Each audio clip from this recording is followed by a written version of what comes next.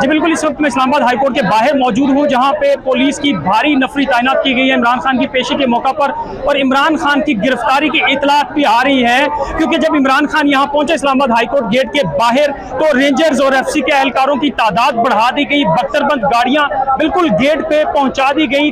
2-3 गाड़ियां बख्तरबंद गाड़ियां यहाँ इस वक्त लगाई गई हैं बिल्कुल इस्लामाबाद हाईकोर्ट के गेट पे, जहां से इमरान खान ने निकलना है।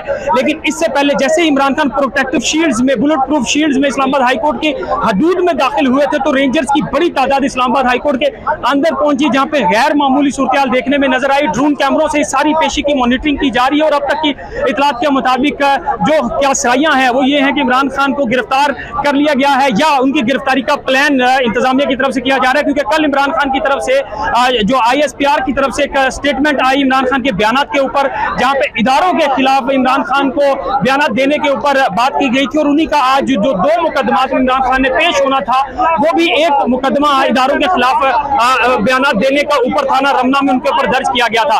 अब काफी ज्यादा गैर मामूली यहाँ पे सिक्योरिटी की सूरत हाल है, काफी ज्यादा हलचल है और इतलात है कि इमरान खान की गिरफ्तारी अमल में लाई जाएगी, या ये भी क्या सराइयां हैं कि उनको अहता अदालत से, रेंजर्स की तरफ से या इस्लामाबाद पुलिस की तरफ से गिरफ्तार कर लिया गया है। अभी तक ये गैर मामूली सूरत हाल है, क्योंकि इस्लामाबाद की पहले इमरान खान की पेशी के मौके पर इस तरह नहीं होता था। अभी भी कुछ कारकुनान यहाँ पे शदीद जज्बाती अंदाज में तकरीरें कर रहे हैं और अपना प्रोटेस्ट रिकॉर्ड करा रहे हैं, क्योंकि जहां जहां तक ये खबरें पहुंच रही हैं कि इमरान खान को गिरफ्तार किया गया है और अभी उसका रद्द-ए-अमल भी आना शुरू हो गया है। लेकिन इससे पहले ये जो गैर मामूली सूरत हाल, इस वक्त सिक्योरिटी की यहाँ पे हलचल आपको दिखाई दे रही है इस्लामाबाद हाईकोर्ट की, ये पहले ना थी।